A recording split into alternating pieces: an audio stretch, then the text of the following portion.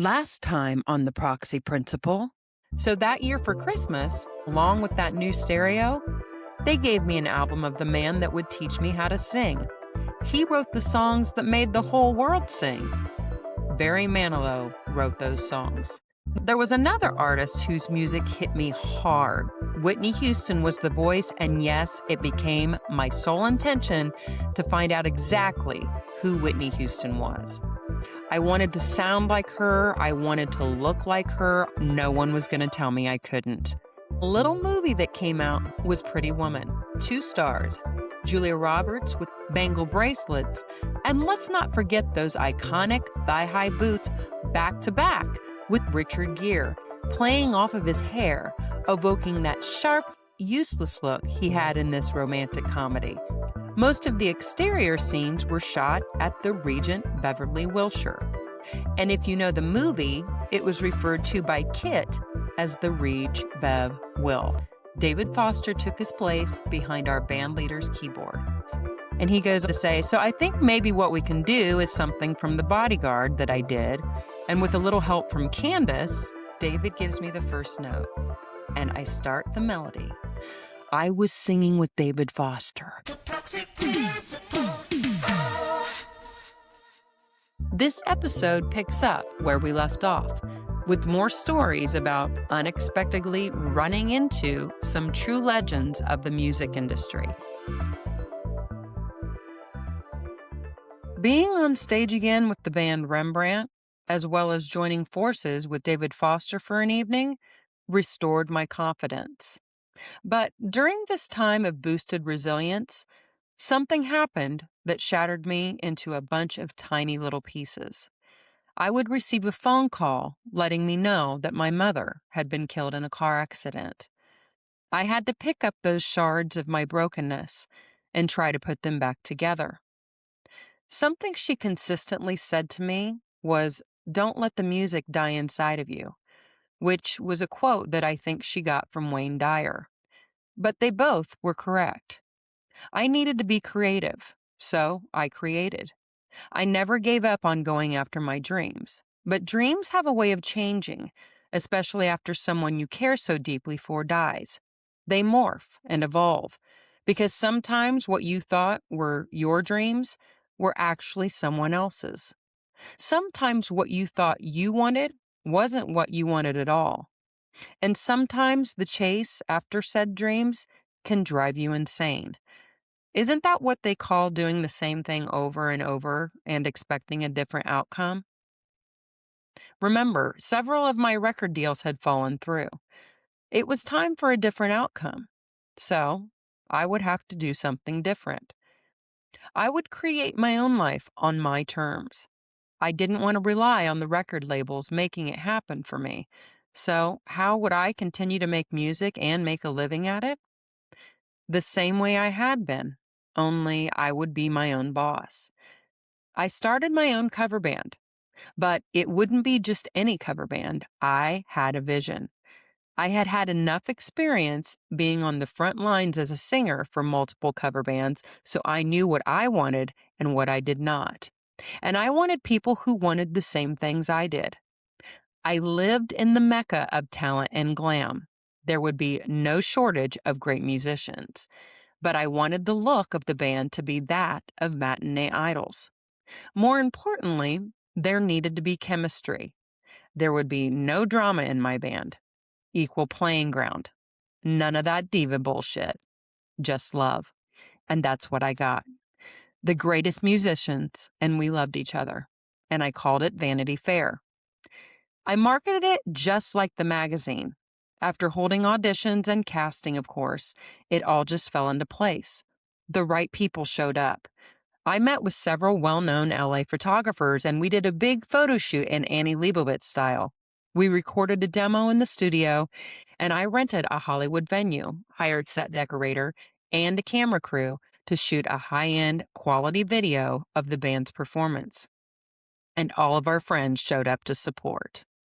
When we received the final edit, I shopped my idea to a few graphic designers, and one implemented the product I wanted to pitch with perfection. showcasing each artist's individuality. I basically had a marketing tool that most record labels that I showed it to envied. Now, how would I get it out there? I pounded the pavement, but it wasn't a hard sell. I didn't force it. I allowed it to happen. I sent the mock up 12-page leaflet looking like an actual Vanity Fair magazine, including a CD and a DVD of the band's performances, to everyone I knew. And it wouldn't be too long before we booked our first gig. And from there, the band's calendar began to fill up. I collaborated with a great group of talented people, and the proof was in the pudding. A few years later, I ran into an old college buddy, Ty Edwards. He was working for a global award-winning full-service entertainment production company. So, of course, we got to talking and he passed Vanity Fair's promo materials onto his boss and CEO of this company. Shortly thereafter, I received a call from this overachieving producer, Doug Johnson. He wanted to know if I'd be interested in being an impersonator. The performance would be for an Arab prince, his wife, along with 3 other couples. They specifically wanted to be entertained by imitators of the Black Eyed Peas, as well as Beyoncé. Doug, our producer, thought I could pull off being Fergie from the Black Eyed Peas. I trusted Doug. He had produced huge productions worldwide. Not only did it sound like fun, but I had been mimicking people my whole life. So I said yes. I helped Ty and Doug in the casting of the rest of the Peas. Once that was done, it was time for costuming. Doug sent the 4 of us to his wardrobe facility. It was like walking into Nigel's closet from The Devil Wears Prada, but on crack. Our metamorphosis would take place with the help of Doug's head of wardrobe, Erica Trimble.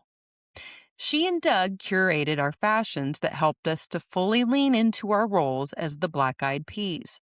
My hair wasn't quite the length of Stacy Fergie Ferguson, so Doug sent me to several places to find my first set of the most beautiful clip-in hair extensions.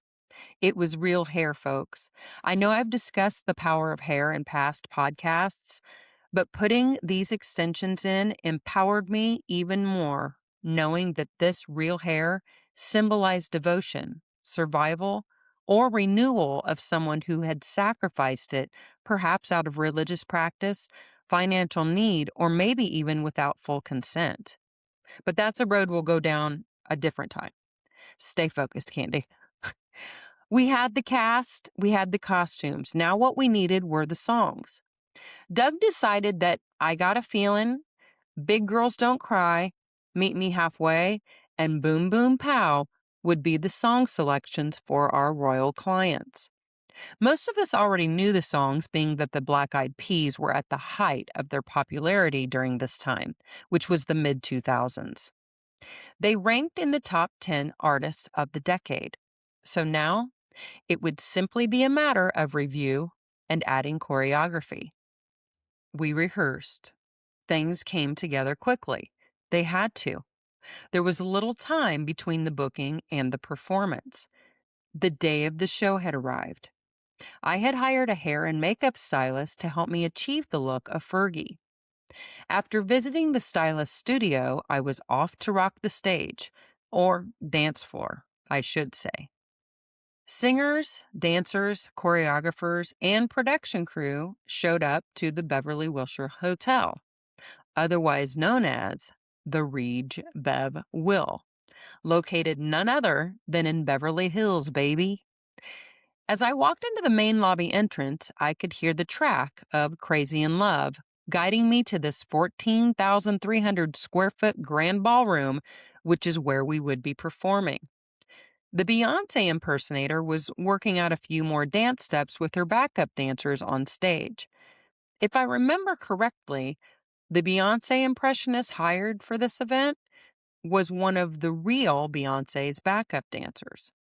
While I looked for a contact person, I noticed floral design specialists arranging exquisite floral bouquets everywhere with the opulent ambiance of the hotel. Ty walks up to take me to my dressing room. He said word on the street was that the flower budget alone was around $70,000 plus for this prince and his 7 guests. My eyes widened. I guess when a prince celebrates his wealth and charm with that many flowers, we needed to showcase ourselves as nothing less than a vibrant spectacle. Ty took me down this long corridor which spanned past the main lobby entrance. It would be quite a distance to my private dressing room from our performance area, so I would need to make sure all apparel was laid out conveniently for our 4 musical numbers. Most of my outfits were just removal of garments or change of shoes, so I had to make sure everything was coordinated with our costumers backstage. Doug came in to give me a few notes on my performance before I went out. I knew that night's Beyoncé and her backup dancers would take the stage, but my group of Ps, we would be opening for Beyoncé on the actual dance floor in front of our clients. Doug told me the prince and the other 3 males joining him would be sitting at one table in front of the dance floor, and their wives would be sitting at the table next to them. I was instructed not to play to the men. I was to perform in my scantily clad, rock star apparel to the women only. This put a weird pressure on me because I was used to performing to everyone in a crowd, but I was to make no eye contact with the men, only the ladies. Okay then, note taken. Showtime was approaching, and I was nearly dressed, if you want to call it that, wearing leopard print push-up bras covered with several layers of decorative bustiers, detachable trains, and glittery overskirts hiding the last sequined miniskirt for easy removal on the costume changes, revealing a peep show with my thigh-high boots, those reminiscent of Julia Roberts from Pretty Woman. Hair and makeup was touched up. We needed one more thing: bangle bracelets to top off the look. I was ready. I had become Fergie. The stage manager walked me to the entrance and was ready to give me my cue. Lights went down, spots came up, guiding me to my mark on the dance floor. Boom Boom Pow began to pound. The Black Eyed Peas had entered the ballroom. It was probably one of the most bizarre performances I had ever given. But I wound myself up like a Fergie doll and followed the instructions I was given. Because we were performing in this huge ballroom for 8 people, it felt like we were playing dress up for our parents, or like a dressed audition for a talent competition. But we were performing, and we were getting paid. And it all happened so fast. It was hard to take in. They seemed to be appreciative. Well, at least the women did. I couldn't look to see how the men were responding, but I was glad our performance was ending. Our echo would introduce the Beyoncé troupe. As I exited, alone this time, past the main lobby, a couple had entered through the front doors, and you would not believe who I encountered while I was dressed in full Fergie garb. The Proxy principle. Oh. In the world of British automobiles, craftsmanship is everything. Performance, heritage, elegance. Each detail is designed to be savored. And for over 40 years, drivers throughout Chatsworth, Northridge, Porter Ranch, Agora Hills, Calabasas, Simi Valley, and Thousand Oaks have trusted one name to preserve that experience. Yorks and Lanks Automotive, a family-owned and operated business grounded in integrity, expertise, and an unwavering commitment to quality. Their ASE-certified master technicians bring together 80 years of combined experience, ensuring that every Jaguar, every Land Rover, your Aston Martin, Bentley, or Mini that enters their care receives precise, thoughtful, and uncompromising attention. With advanced diagnostic technology, continuous professional training, and a deep respect for the engineering behind every British vehicle, they deliver service that aligns with the standards these cars were built to embody. And because your time is as valuable as your vehicle, they offer rental cars and shuttle service within 10 miles, making the process seamless from start to finish. Yorks and Lanks Automotive are open Monday through Friday, 8 a.m. to 5 p.m., and are located in Chatsworth, California. Make your appointment today by visiting yorksandlanks.com or by calling Yorks and Lanks at 818-882-9954. That's 818-882-9954. And don't forget to tell them Candi sent you. Yorks and Lanks Automotive, where heritage meets mastery, where luxury is maintained, and where performance is restored. Okay, so I get a call from one of my friends, and she's trying to get me to purchase this new product she's selling. We all know the feeling, right? And this product might be along the lines of what some would call skincare. I personally have very sensitive skin. I've got my regimen down, so it's usually an automatic no to anyone who asks, simply because sometimes the products work, but usually only for a couple of weeks or maybe even months. But then I start getting breakouts, and I end up going back to my old products. But I'm not going to lie. This friend that called me gave me some of this product, and it is fabulous. The product is Ramon, and I noticed a difference right away. Have you ever heard of tiger grass? Well, legend has it that wounded tigers would roll in this plant to heal their skin, earning its nickname, tiger grass. Does Ramon have its own strain and technology of tiger grass? Hard to say, but after putting Ramon on my skin, I rapidly saw and felt a difference in just 5 to 7 days. And let's not forget to mention the packaging is gorgeous, and it comes in real generous size bottles. I'm telling you, when you try it, you're going to feel a difference right away, and you're going to see the difference not too long after. My favorite part of this product is that it is clean, and it abides by the European Union standards. There's over 3,000 toxic chemicals that this company bans from their products. So you can feel really good about what you're putting on your skin. I know some of you live in these bigger cities like Los Angeles. You have access to some of the best skincare in the world just by popping into a mall or heading into Beverly Hills. So I get it. But I'm telling you, this product is affordable luxury. And best of all, it has clean ingredients. The active cleanup powder alone makes my skin feel and look so clean. And the oil mist, the calming balance gel, the boosters, the serums, and the active cream make me feel pampered every time I use them. I personally have elevated my cleansing routine to a skincare ritual by using Ramon, and you can too. So visit candirans.ramon.com.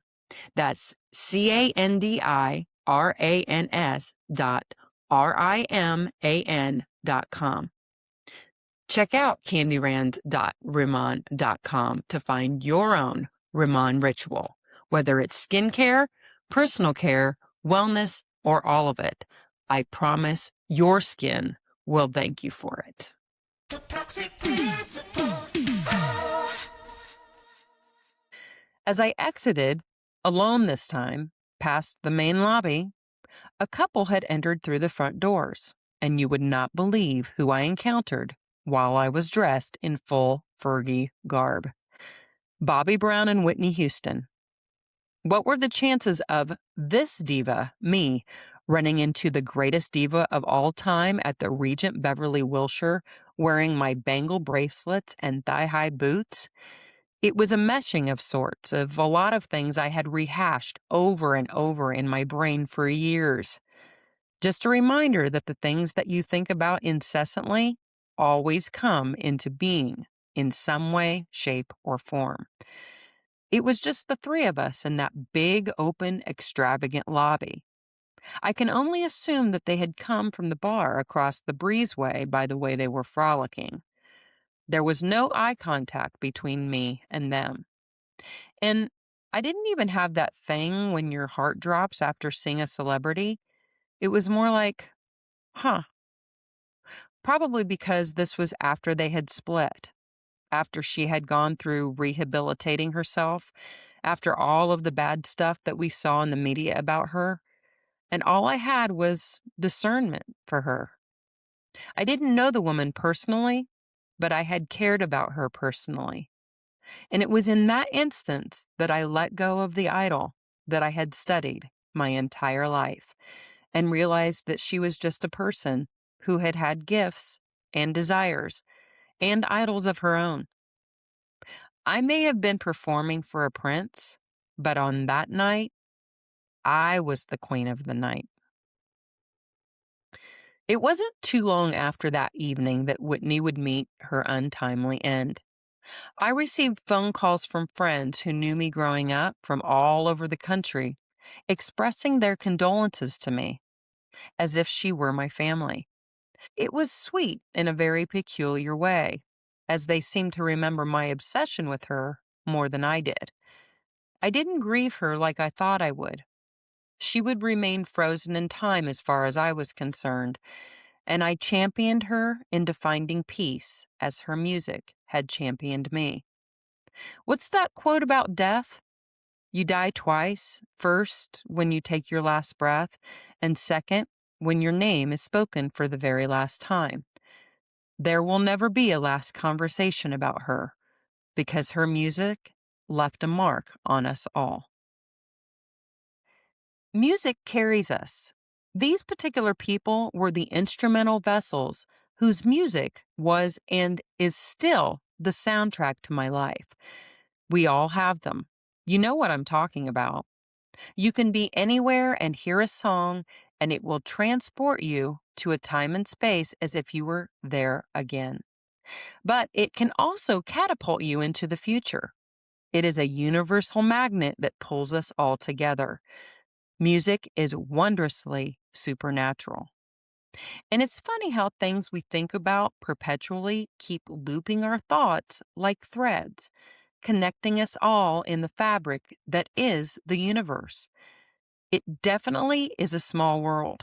Michael, the man I'm currently involved with, and yes, I was initially attracted to him because he was this silver fox who had this sharp, useless look about him. But really, what bonded us was our earliest conversations about music. He shared that his idol happened to be the late drummer of Toto, Jeff Porcaro. In turn, one of my first questions to him was, do you know who David Foster is? And he insinuated that he knew him personally. Apparently, one of Michael's exes was David Foster's personal assistant. As you may have learned from one of my past podcasts, I worked for Toto, and it's interesting that Michael's ex worked for David Foster. So we were both very familiar with each other's biggest influences. We have now been together for 6 years as of this month, and our curiosity for one another has yet to fade. I asked him what he wanted for his birthday, and he said he wanted to go see Barry Manilow. And that's the way this wheel just keeps working out. Now, Barry was diagnosed with early stage lung cancer in December of last year. He underwent surgery to remove the cancerous tumor and is expected to make a full recovery without needing chemotherapy or radiation. This 82-year-old singer-songwriter who had influenced me at such a young age announced that he's making a great progress with his treatment and he plans to return to the stage this June. So I pray for Barry to have a full recovery, and Michael and I plan to see him this July. When I mentioned that my mom told me not to let the music die inside of me, even though she's passed on, I promised her that I would not. But perhaps my music is my storytelling. I am grateful for the idols that inspired me to follow the path that has led me to this moment. For without them or the gifts that they were brave enough to share with us all, I don't know that I would have too many of my own stories to tell. The music and their creators were the propeller that gave me the courage to live fearlessly. They moved me. Everyone else on my path gave me the stories to tell of how I went from Proxy to being anointed and with some of the greatest musicians of all time. I hope my real life encounters encourage you to never stop dreaming and to never stop looking for the helpers, for it may just be those proxies that lead you to where you want to go. Thanks for listening today. Now go dream a little, will ya? The Proxy Principle.